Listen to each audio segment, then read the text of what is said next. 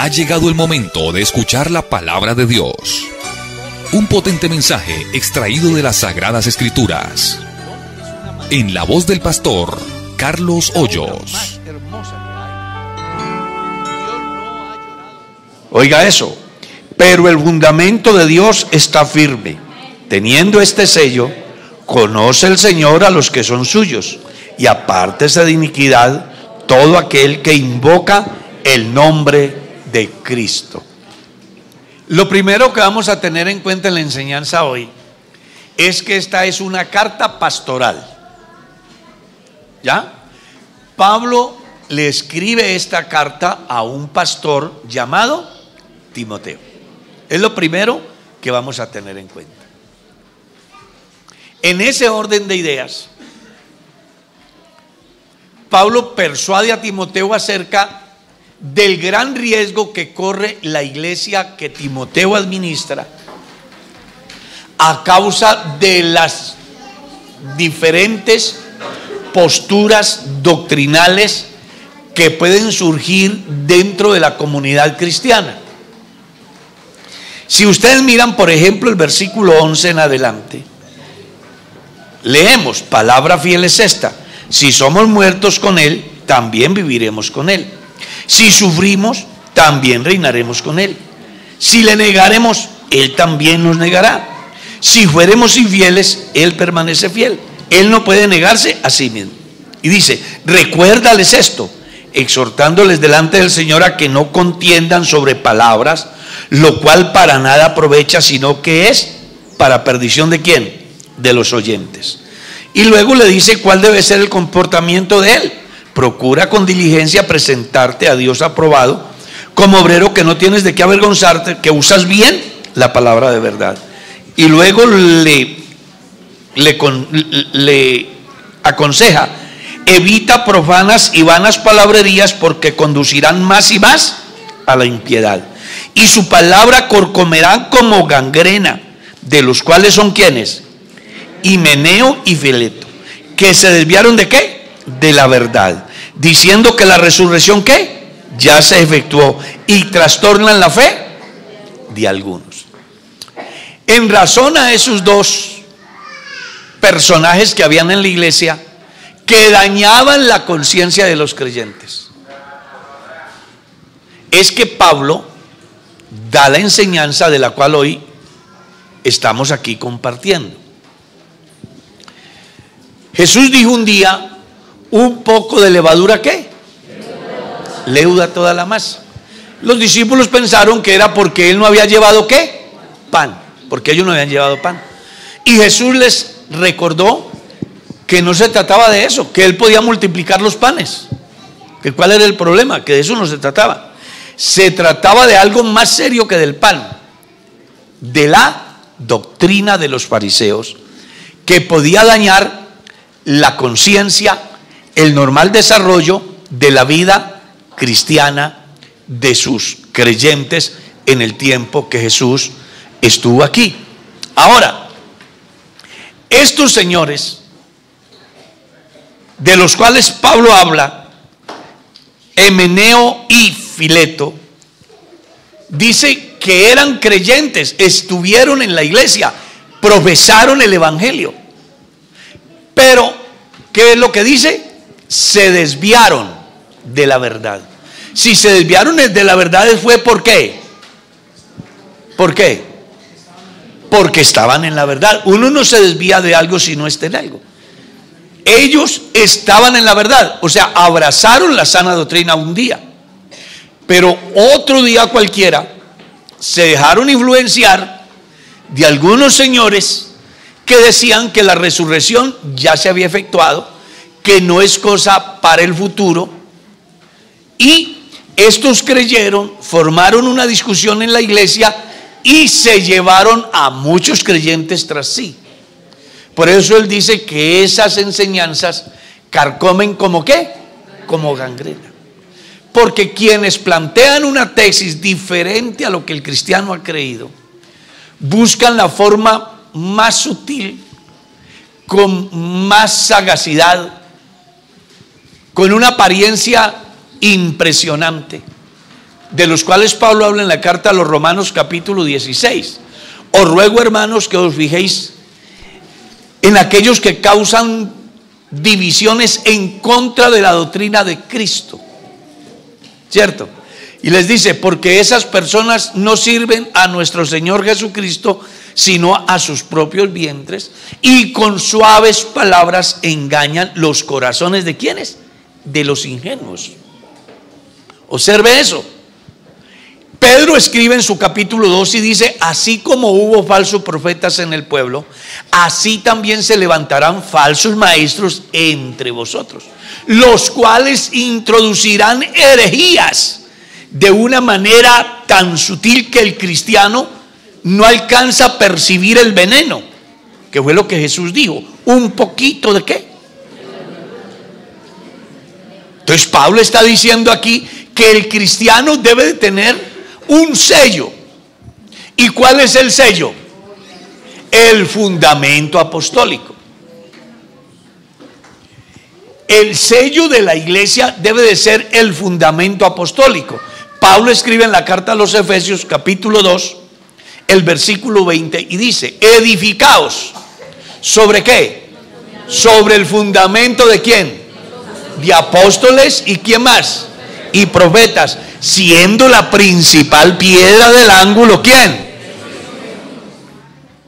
Cuando los cristianos son edificados en Cristo y conservan los postulados apostólicos, o mejor dicho, la doctrina apostólica, eso es lo que hace que ese cristiano tenga el sello que lo caracteriza como un verdadero hijo de Dios. Porque cuando usted sabe que la santidad es parte fundamental del cristiano, cuando usted sabe que el nuevo nacimiento es parte fundamental en el desarrollo del cristiano, cuando usted descubre que la justificación es vital para vivir el presente y no el pasado, cuando usted comprende que la resurrección es una realidad y es el motivo de nuestra fe, cuando usted alcanza a entender que la fe va más allá de lo tangible, entonces usted está bien fundamentado y le da garantías de que pase lo que pase, usted está en la roca que es Cristo. Usted verá si lo alaba, hermano.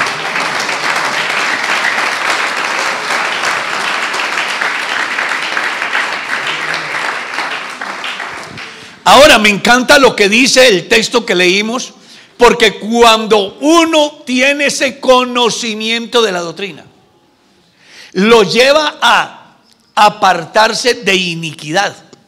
Que eso es lo que está diciendo. Apártese de qué.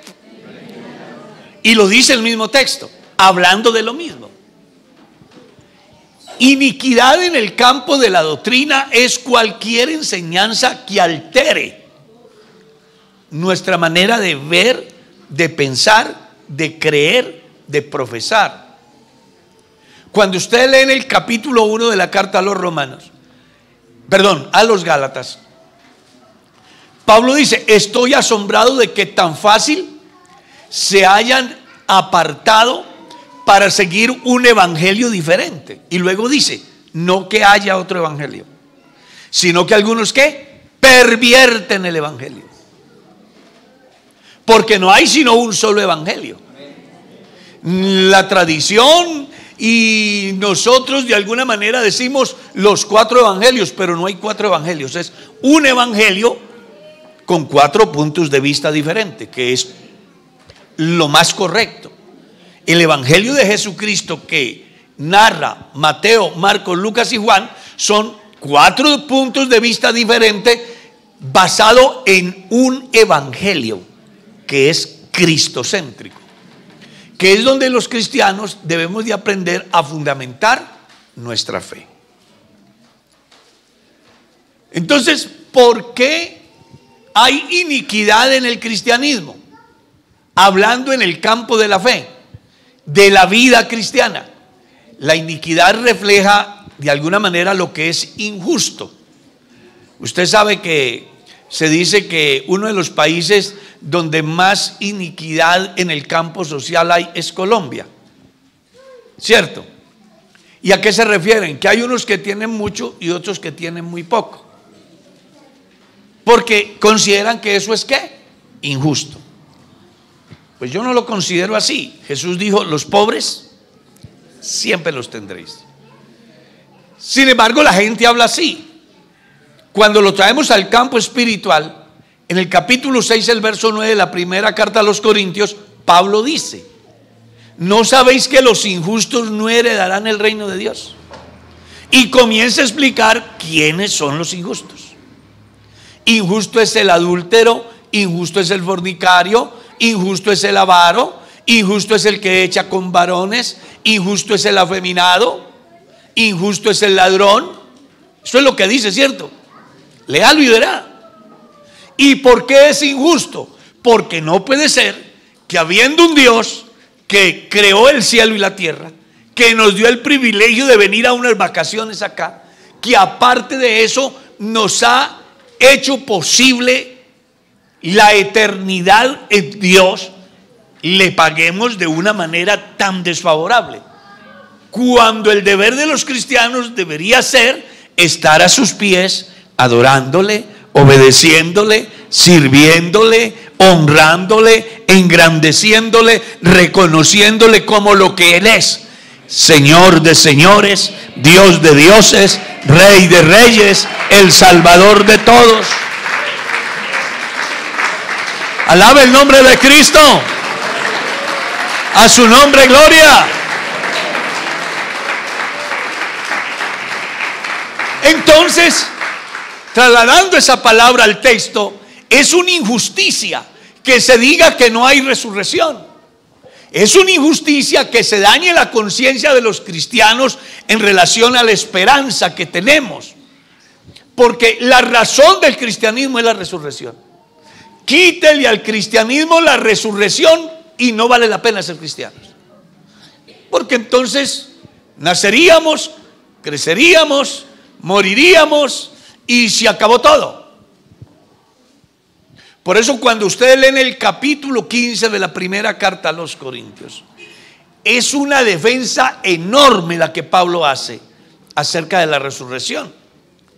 ¿Y por qué la hace? Porque hay unos que dicen que no hay resurrección, otros que dicen que la resurrección fue un cuento que no cabe en la vida de los cristianos.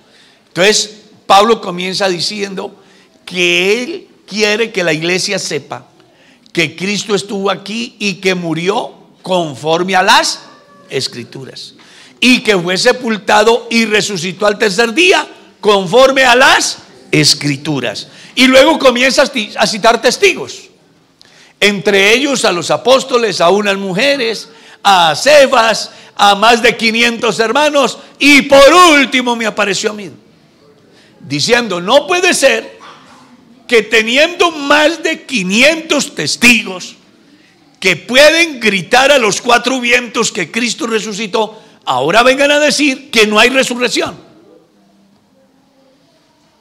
Si fuera uno solo, hasta sí, porque en cualquier campo no se admite el testimonio de un solo testigo. La misma ley de Moisés decía que no se podrá sostener un juicio a alguien si no hay 2 o 3 testigos. Es de la única manera. Si hay 2 o 3 testigos, el juicio puede seguir. Pero si solo hay un testigo, no es válido. Entonces, Dios, para que no haya duda acerca de la obra de la resurrección, no solamente deja 2 testigos, deja más de 500. Por eso es que él en la misma carta le dice a los corintios: no erréis. Las malas conversaciones, ¿qué? Había una iglesia que creía que Cristo había muerto y había resucitado, y que esa es la razón del cristianismo. Y ahora aparecen unos a enseñar de que no hay resurrección. Para Pablo eso se llama corromper la conciencia, porque hacen que la persona en un momento dado cambie de pensamiento. Esta semana Ayer, creo que fue ayer, alguien me escribió de alguna parte del mundo y me dijo: pastor, ¿es verdad que existe la resurrección? A él ya le enseñaron que no hay resurrección. Entonces, si eso es verdad, yo quisiera saber dónde puedo comprobar eso. Entonces comencé a citarle, a mandarlo a leer en la palabra de Dios, donde se hace mención de la resurrección. ¿Por qué? Porque hay otras tendencias. Hay unas tendencias que hablan de la reencarnación, por ejemplo, de las cuales hay dos ramos muy interesantes. Uno que se llama: van de reencarnación en reencarnación hasta la séptima, y cuando llegan a la séptima, llegan a la máxima perfección, el alma explota y desaparece. Hay otra que dice que las personas se van reencarnando infinitamente, sea en el campo positivo o en el campo negativo. Así que si usted no supo vivir aquí, se reencarna en un mineral, y de ese mineral se degenera en otro mineral de menos valor, y se va degenerando y se va degenerando y se va degenerando. Pablo hace una férrea defensa en el capítulo 15 cuando les dice: no se equivoquen, que el hombre no puede reencarnarse en un animal, que el hombre no puede reencarnarse en un cuadrúpedo, en un ave, en un reptil. Y les explica por qué. Porque una es la gloria del sol, otra la gloria de la luna. Una es la carne de las aves, otra la de las bestias, otra la de los peces, haciendo ver que no existe la mínima posibilidad que sucede.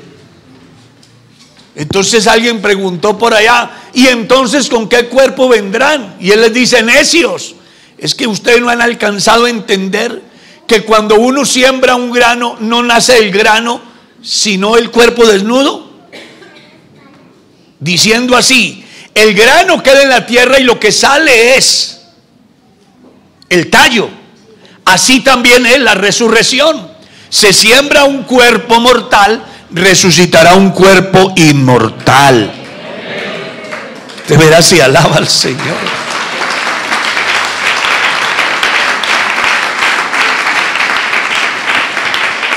Hace rato él ha venido diciendo acerca de esa doctrina tan fundamental en la vida de los cristianos, y la discusión la lleva pero muy allá.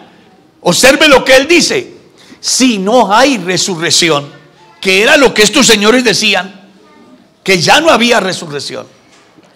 Dice Pablo: si no hay resurrección, van en nuestra fe, van en nuestra predicación. Somos hallados falsos testigos, porque hemos predicado que Cristo resucitó, el cual no resucitó si los muertos no resucitan. Y si los muertos no resucitan, somos los más dignos de pesar de todos los hombres, porque hemos venido creyendo eso.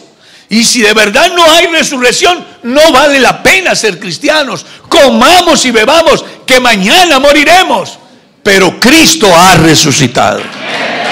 Primicia de los que durmieron es hecho.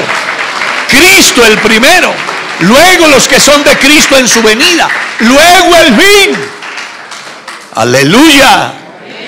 Es apasionante cuando uno mira el por qué Pablo dice que el cristiano debe de tener una garantía que haga posible su relación íntima con Dios en la tierra y que le garantice también la eternidad. Y se trata de ese sello especial que se llama el fundamento, que es Cristo. Porque eso es lo que dice: teniendo este fundamento. Eso es lo que dice él. Pero el fundamento de Cristo está ¿qué? Firme. Y teniendo ese sello, ¿cuál? El conocimiento de esa doctrina. Pues la iglesia debe de estar ¿cómo? Firme. Que vino un ángel a decirme que estoy equivocado de la fe, lo siento, se ha llamado anatema. que el pastor más importante de la Iglesia Pentecostal Unida de Colombia hoy o mañana vino y enseñó aquí que todo lo que hemos creído por todos los años era un error. Lo siento, sea anatema. Que el apóstol Pablo nos envió una carta diciendo: amados hermanos en Kennedy, Bogotá, lamento comunicarles que durante toda la vida fui cristiano y escribí muchas cartas y di muchas enseñanzas, pero hoy me sentí a pensar y ahora descubro que todo era un error. ¿Se ha llamado qué? Anatema. Porque hay una sola realidad, y es que Dios es el dueño de la iglesia. Tenemos la palabra profética, ¿qué? Alabe su nombre.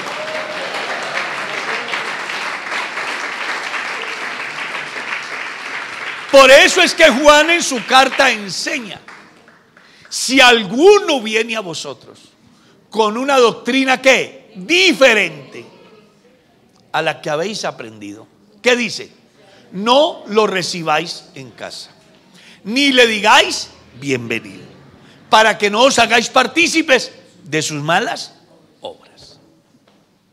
La mejor manera, la mejor forma del cristiano estar en Cristo es creyendo a la doctrina.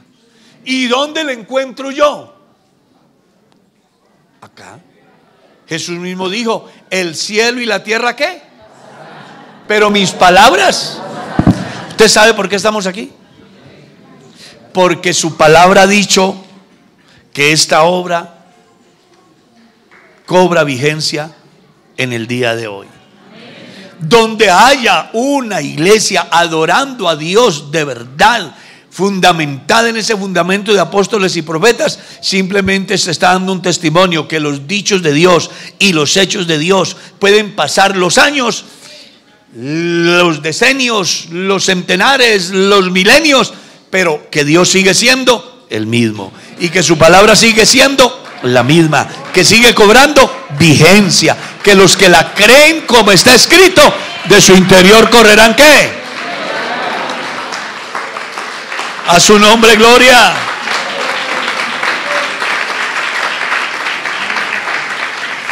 Ahora el apóstol aclara que más allá de que se levanten esas personas que quieren dañar la buena fe del cristiano, pues lo cierto es que eso es como también normal. Mire lo que dice el verso 20: pero en una casa grande no solamente hay ¿qué? Utensilios de oro y de plata, sino también hay de madera y de barro, y unos son para usos ¿qué? Honrosos, y otros para usos ¿qué? Viles, deshonrosos. El cristiano tiene que aprender a establecer la diferencia, quién es sano en la doctrina o no. Y cuando usted descubre que alguien está torcido en sus convicciones cristianas, que lo que profesa no se ajusta a lo que Dios enseña, entonces acuérdese que simplemente ese es un utensilio que está en una casa llamada iglesia, pero que desafortunadamente es un utensilio vil, un utensilio que sirve de deshonra, un utensilio que hace ver deforme la obra de Dios, un utensilio que genera más bien discusiones, contradicciones que afectan la vida de muchos cristianos, y que el cristiano, pues como el lugar donde el pueblo de Dios se congrega es un lugar público. A mí me ha dicho gente: pastor, ¿yo puedo ir en pantaloneta a su iglesia? Y yo, claro, usted puede ir. Pastor, ¿y yo puedo ir en minifalda a su iglesia? Sí, usted puede ir. Y yo sí puedo ir con aritos y maquillada. Usted puede ir. Esto es un lugar público. Lo que pasa es que hay que establecer la diferencia: quién es un hijo de Dios y quién no es un hijo de Dios.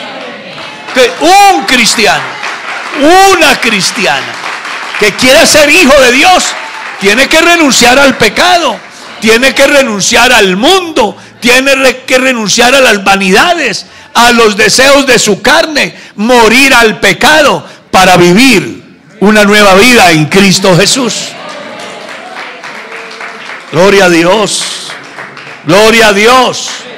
Entonces no es extraño que dentro de la iglesia algunos que dicen ser cristianos, que incluso se bautizan y profesan la fe algunos días, mañana resultan diciendo, pensando, actuando, viviendo totalmente diferente a los postulados cristianos. Bueno, ¿y ese tipo por qué está ahí? ¿Y esa persona? Bueno, yo como pastor no puedo estorbarle a que alguien llegue a un lugar que se llama público. Aquí puede entrar cualquiera. Aquí puede venir el borracho, el ladrón, el afeminado, el sicario, el narcotraficante, el que quiera puede entrar aquí. Esto es un lugar ¿qué? Público.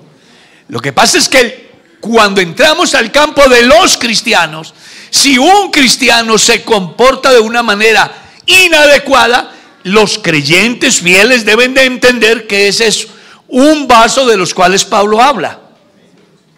Hay vasos de honra y vasos de deshonra. Y es desafortunado que esos vasos de deshonra muchas veces le han dañado la conciencia a personas que quieren comenzar a caminar en la vida cristiana, porque sus comportamientos los llevan a pensar a quienes no creen. Bueno, si esos son los cristianos, si así viven allá. Yo conozco a Julano que es que cristiano y va a esa iglesia, y si usted viera cómo vive, y si usted viera cómo se comporta, qué bueno que esa persona alcance a entender que ese es un vaso de deshonra, que está en una casa grande, pero que viene el día de la quema y que Dios separará lo bueno de lo malo. Así como el labrador de la tierra separa la cizaña del trigo. Alaben al Señor. Jesús dijo: por los frutos ¿qué? No puede un árbol bueno dar frutos malos, ni un árbol malo dar frutos buenos. Porque de una misma fuente no puede salir agua dulce y agua amarga. Con Dios se es cristiano o no se es cristiano. El hecho de que una persona se llame cristiano y venga a la iglesia y cargue la Biblia, eso no quiere decir que es cristiano. Para ser cristiano tiene que hacer las cosas como Dios manda. De otra manera será un vaso ¿qué? Vil, de deshonra. Pero yo los motivo hoy para que, si algo nos está faltando, entremos al taller del maestro. Aleluya. Que Él comience a hacer el trabajo en su vida y en mi vida, y comience a quitar lo malo que hay en usted, lo malo que hay en mí, para que seamos como lo que Dios quiere que seamos: verdaderos hijos de Dios. Alaben a Cristo, hermano.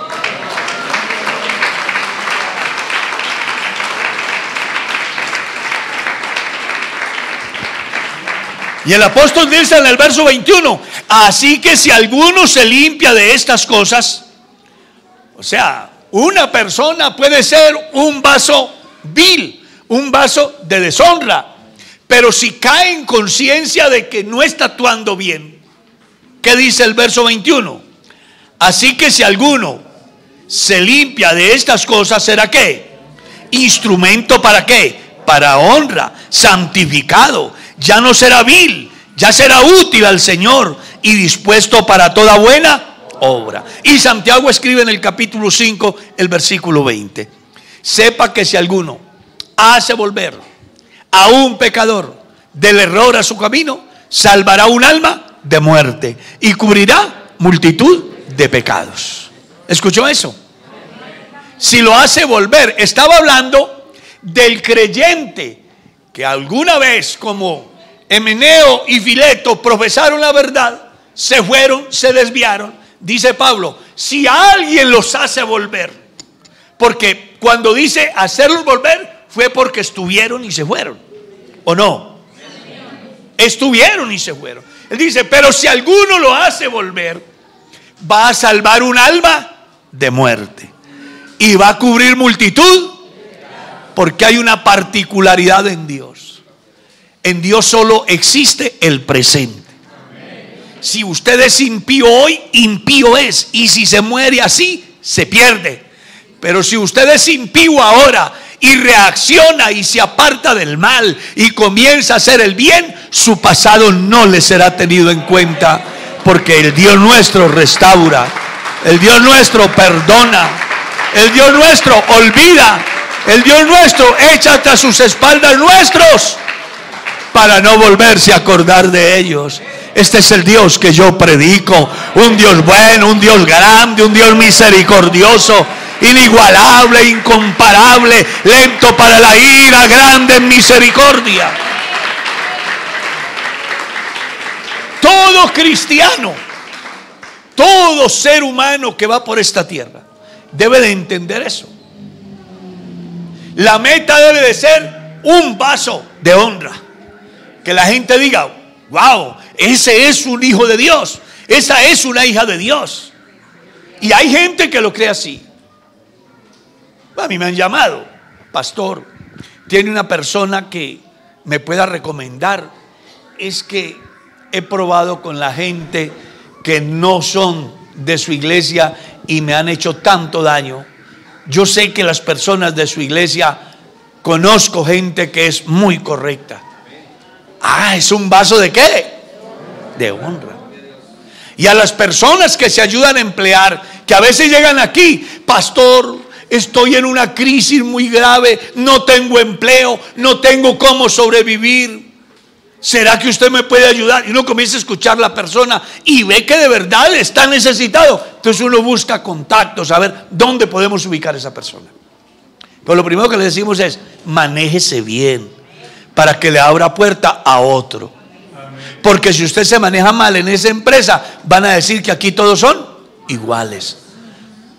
Y por eso usted debe de ser el mejor empleado, el mejor patrón, el mejor estudiante, el mejor padre, la mejor madre, el mejor esposo, la mejor esposa, el mejor ciudadano, porque estamos llamados a ser ejemplo. Jesús dijo: vosotros sois la luz del mundo.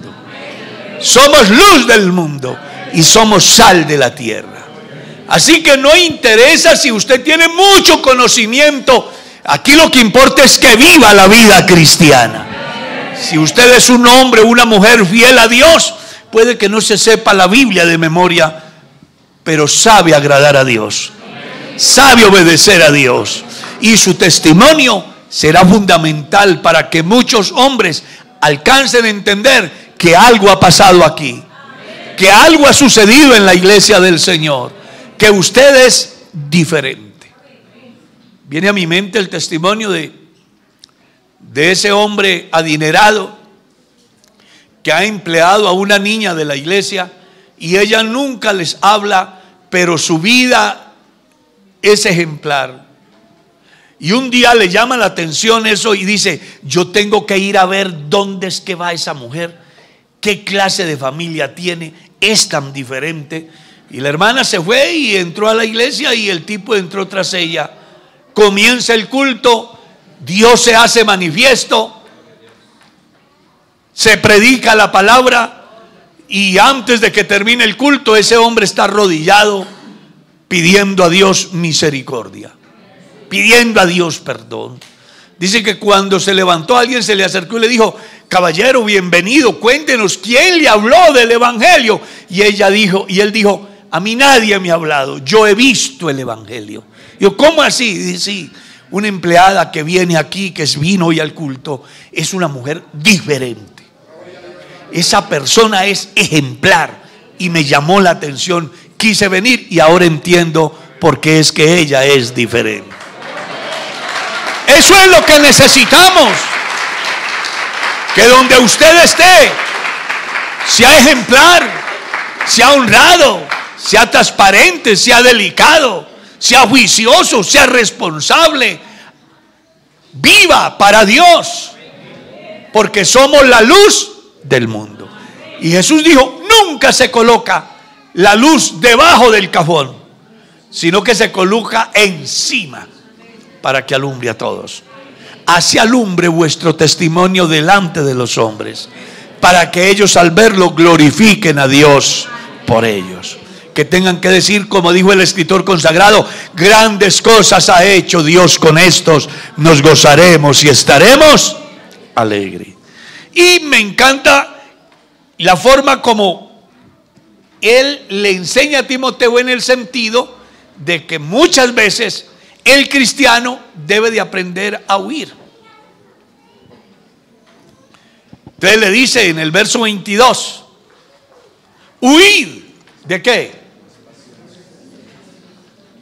Porque somos carne. Y en otra parte él escribe, ten cuidado de ti mismo y de la doctrina. Persiste en esto, pues haciendo esto te salvarás a ti mismo y a quienes más. Entonces no vamos a descartar que somos humanos. Todos, por causa de nuestra naturaleza, somos tentados. ¿Quién no ha sido tentado? No existe un solo hombre que no haya sido tentado. El asunto aquí es no ser vencido de la tentación. Pablo dice, no seáis vencido de lo malo, vence con el bien el mal. ¿Y cómo es huir? Bueno, si se ve la oportunidad de fallarle a Dios, de pecar contra Dios, de pecar contra sí mismo, ¿qué debe de hacer? Huir. Huir. Muy buena la oferta, pero no puedo. Pienso que debe de ser muy agradable tener tanto dinero de una manera fácil, pero yo soy cristiano. Gloria a Dios. Este me ha ofendido tanto que estoy que exploto. Se me ha subido el color a la cara, pero yo soy hijo de Dios, no puedo. Hay una oferta interesante en el campo sexual, pero yo no puedo. Hay una oportunidad de satisfacer mi venganza, pero yo no puedo. No sé si ustedes recordarán el testimonio que di, si lo di aquí o no alguna vez, como los hermanos me han dado 3 millones de pesos para que vaya a separar la casita prefabricada. Me lo echo al bolsillo, me echo 2 millones acá y 1 en el saco. Y cuando voy a ingresar a la oficina donde tengo que pagar la casa prefabricada, doy el paso y antes de estar adentro me pegan un jalón del saco. Yo miro y cuando veo tengo un revólver en el pecho. La plata. ¿Y cuál plata? La plata, o te morís. Y la gente entra en la oficina y pues imagínense, uno con un revólver en el pecho. Pues yo lo único que hice fue recostarme contra la pared. De aquí solo hay que salvar 2 millones, porque el otro se va a ir, me va a esculcar. Así que el tipo era temblando. Yo vi a ese hombre pequeñito, hermano, y le pongo estos calambombos y lo tiendo. Pero me acordé que era cristiano. Me acordé que era cristiano. ¿Y cuántas veces le habrá pasado a usted? Como le pasó al salmista: en cuanto a mí, por poco resbalaron mis pasos. Muchas veces los cristianos pueden verse al borde del pecado, pero se acuerda de que somos ¿qué? Cristianos, que tenemos que ser un instrumento de honra, un vaso de honra, útil, conscientes de que hay un fundamento que es la sana doctrina, que hace que nos comportemos diferente a los demás, porque desde el principio fue enseñado así: me seréis un pueblo diferente a los demás pueblos. Que allá roban, que allá matan, que allá hurtan, que allá fornican, que allá adulteran, que allá son chismosos, que allá calumnian, que allá murmuran. Eso puede pasar allá, pero aquí no puede pasar. Si somos hijos de Dios, tenemos que marcar ¿qué? Alabe el nombre de Cristo. Aleluya. Y me encanta lo que dice el texto, porque el fundamento de Dios está firme. Usted puede hacer lo que quiera, comportarse como quiera, pero Dios siempre seguirá siendo Dios. Su palabra siempre seguirá siendo la misma. Hay gente que en este tiempo quiere que la iglesia se ajuste a las demandas sociales de hoy. Hay cristianos que quieren estar en la sociedad como vive la sociedad, porque hay que estar actualizados. Pero usted debe de saber que cualquier cosa puede cambiar. La geografía cambia, ¿o no? Hay un cerro y un constructor dice: voy a derribar ese cerro para hacer una urbanización, y le mete maquinaria, y el cerro mañana es un plan. Eso cambia. Siempre corre el río por aquí, lo voy a extraviar, lo manda por otra parte. La filosofía puede cambiar, la política puede cambiar, el lenguaje cambia según la necesidad del hablante. Eso lo sabe usted. Las personas cambiamos hasta en la fisonomía. Cuando yo era pequeño, todos se peleaban por cargar este lindo bebé. Pero ya hoy la gente piensa diferente, porque todo en la vida cambia, pero hay uno que no cambia. Dios sigue siendo el mismo, y su palabra sigue siendo la misma, y sus exigencias siguen siendo las mismas. Por eso hay que valorar el privilegio de ser cristiano. Valore, porque más allá de lo que pase en el alrededor suyo, en la sociedad, en su familia, en su propia vida, algo debe de quedar en claro hoy aquí: Dios no cambia. ¿Escuchó eso? Dios no cambia. Él sigue siendo bueno, Él sigue siendo justo, Él sigue siendo misericordioso, Él sigue siendo lento para la ira. Pero también dice que no dará por inocente al culpable. ¿Escuchó eso? No hay forma de sobornarlo, no hay forma de conseguir testigos falsos, no hay manera de hacer de que Él deje de ser Dios. Uno se encuentra con gente que cuestiona a Dios.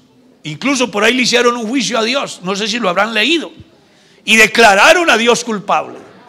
Sin embargo, cada que Él quiere, los moja, y cuando quiere les mueve el piso, y el día que quiera hace que la tierra se los trague, y el día que los llame a juicio los pondrá en su sitio, porque a Dios nadie lo baja de ahí.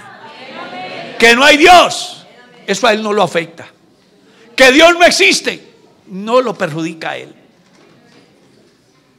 ¿Quién se perjudica? El que piensa así, porque Él es Dios con usted o sin usted.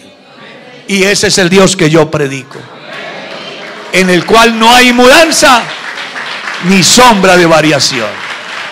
Por eso los motivo hoy, de verdad, a que crean en el verdadero Dios y la vida eterna, cuyo fundamento es firme, no lo mueve nada ni nadie. Pueden surgir religiones, pueden surgir tesis, pueden surgir profetas, pueden surgir soñolientos, visionarios, adivinos, lo que quiera, pero Dios sigue siendo Dios. Oh Jehová, tú eres Dios en el cielo, Dios en la tierra, Dios en las aguas y debajo de la tierra, y no hay más. Eso es lo que te debe de llevar a pensar que vale la pena ser un vaso útil en las manos de Dios. El Dios del principio es el Dios de hoy. Pablo escribe: Jesucristo es el mismo. ¿Cuándo? Ayer. El Jesús severo de los evangelios, que saca a los cambistas del templo, es el Jesús severo que no permitirá que se negocie con su fe. El Dios misericordioso, que tuvo compasión de la multitud porque estaban como ovejas que no tenían pastor, es el mismo que tiene compasión hoy de los perdidos. El Cristo que fue hasta la cruz y murió por los pecados de aquellos, es el mismo que murió por nuestros y ha muerto por los que vienen después de nosotros, porque su ofrenda es perfecta. Él es la propiciación por nuestros pecados, y no solamente por los nuestros, sino por los de todo el mundo. No olvide, Él era, es y será. Y no hay otra esperanza para el mundo. Solamente Jesucristo es la esperanza de gloria. Usted tiene que decidir si se acoge a su plan salvífico o lo rechaza. Lo que sí quiero que le quede claro es que acepte o no acepte, Jesucristo sigue siendo el mismo. Demos gracias esta mañana.